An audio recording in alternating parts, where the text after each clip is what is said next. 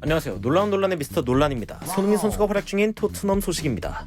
안토니오 콘테 감독의 토트넘 부임이 토트넘에 가져올 변화에 대한 기대가 큽니다. 하지만 토트넘은 이미 무리뉴 시절에 경험한 큰 기대치가 있기 때문에 이번 콘테 감독도 신중하게 지켜봐야 한다는 현지 팬들의 의견이 상당히 많은 상황입니다. 이런 상황 가운데 스카이 스포츠는 콘테가 토트넘을 얼마나 바꿀 수 있는가라는 주제를 가지고 토론하던 도중 아자르가 없어서 안 된다라는 말에 손흥민이 있는데 왜 안 되냐라며 분노하는 장면이 나왔는데요.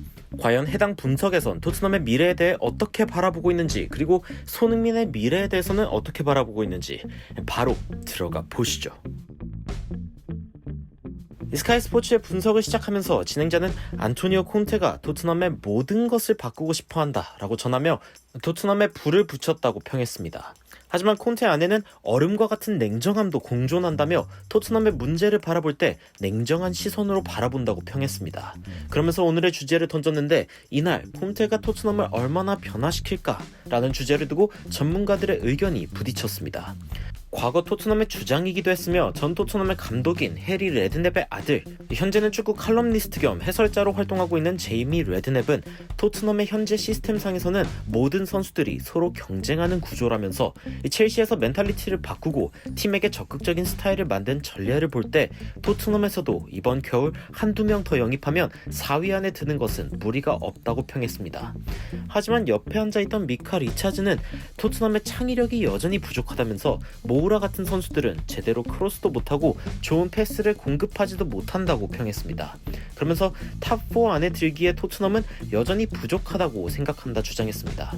제이미 레드넵은 이러한 그의 주장에 대해 과거 콘테의 첼시에 대해서 어떻게 생각하냐라고 물으며 파브레가스와 같은 창의력 있는 미드필더 대신 마티치와 캉테를 썼다는 점을 지적하면서 창의성은 미드필더진이 아니라 아자르, 페드로 등 공격진에서 나왔던 것이기 때문에 콘테가 지금 토트넘의 상황에서 다시 이를 재현하지 못할 이유가 없다고 평했습니다. 그러자 진행자는 그런 선수들이 없잖아요. 아자르가 없는데 어떻게 합니까? 라고 물었습니다. 그랬더니 제이미 레드넵은 분노하면서 손흥민이 있잖아 라고 말하고 진행자를 노려봤습니다. 레드넵은 손흥민은 아자르만큼 놀라운 선수라고 평가하며 손흥민이 있기에 가능하다고 평한 것입니다.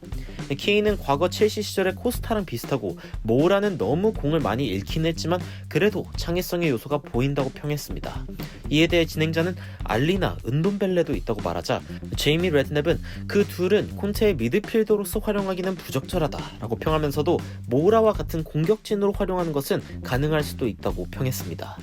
옆에 있던 토트넘의 레전드 로비 킨도 이에 대해 동의하는 모습을 보이면서 토트넘이 앞으로 더 나아갈 것인지에 대해 손흥민과 케인을 보면 알 수 있다고 평했습니다. 아직 콘테의 전술이 완전히 녹아들지 않았기에 케인과 손흥민의 발전 가능성이 높다고 전한 것인데요.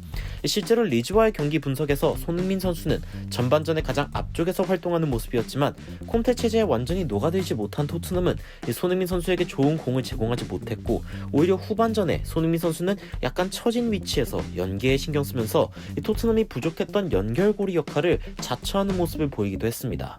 이날 분석에 전문가들은 토트넘에 한두 명의 핵심적인 선수가 영입된다면 공격진 역시 안정을 찾을 수 있으며 더 많은 창의성을 발휘할 수 있을 것이라 전하고, 한편 케인 역시 콘테의 방식을 따르지 않으면 더 이상 토트넘에서 뛰지 못하게 될 것이라며 공을 지속적으로 잃고 있는 모우라와 함께 발전해야 하는 대상이라는 평가를 받았습니다.